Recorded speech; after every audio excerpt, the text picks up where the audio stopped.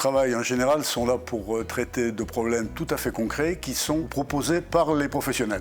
Donc le GT logistique, tout naturellement, il s'est emparé de tous les problèmes logistiques qu'on peut rencontrer, que ce soit dans la partie préparation des transports, expédition, transport, livraison, réception des marchandises, et aussi bien du point de vue des emballages que du point de vue des contenants, des rôles, jusqu'aux litiges qui ont pu être examinés et codifiés pour faciliter les choses.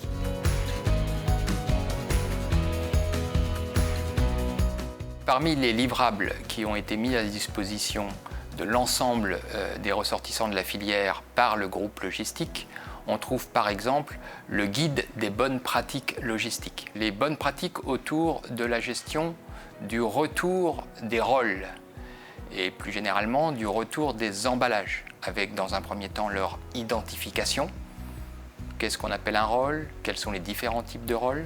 Et donc des documents qui permettent de mieux se comprendre et de mieux communiquer au sein de la filière. Le deuxième point a été sur la standardisation des problèmes de non-conformité à réception des marchandises, dans le but de tous parler le même langage, tous travailler de la même façon et arriver à codifier de manière simple et rapide tous ces problèmes de non-conformité.